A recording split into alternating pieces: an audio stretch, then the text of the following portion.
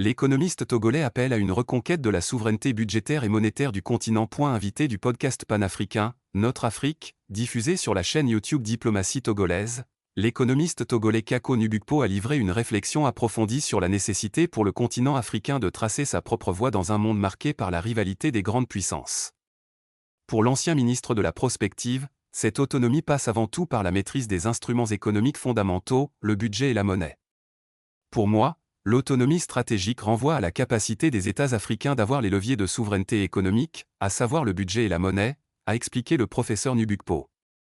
Lorsque vous n'avez pas la maîtrise de ces instruments, vous êtes contraint dans votre capacité à effectuer les transformations que vous souhaitez.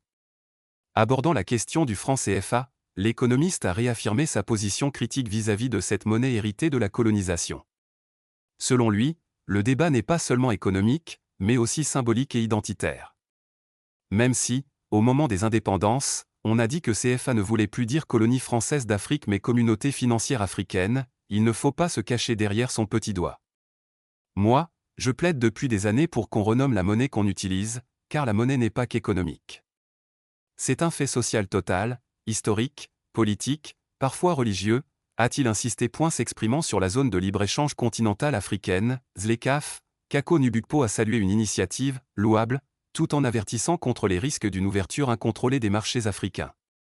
Il ne faut pas que ce soit le cheval de Troie pour l'industrie du reste du monde, a-t-il prévenu, appelant à la mise en place de mécanismes de compensation pour les économies les plus fragiles, à l'image des fonds structurels européens. L'universitaire a également insisté sur la nécessité de protéger les industries naissantes du continent. Les industries africaines ne peuvent se déployer que si elles ne sont pas frontalement concurrencées par celles des pays déjà industrialisés. Il ne faut pas s'interdire de protéger nos industries, comme l'ont fait l'Allemagne ou la Corée du Sud avant nous. Pour le professeur Nubukpo, la stabilité politique et la prospérité économique sont intimement liées.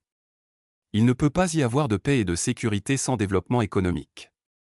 L'absence de développement exacerbe les tensions pour l'accès aux ressources. C'est un peu comme un gâteau, plus il est petit, plus la compétition pour les parts est forte, a-t-il illustré. Enfin, l'économiste togolais a salué le rôle crucial de la jeunesse dans la transformation structurelle du continent. La jeunesse est la clé de la transformation structurelle de l'Afrique. Il faut les accompagner, soutenir leurs innovations dans le développement de l'agriculture et de l'agro-industrie.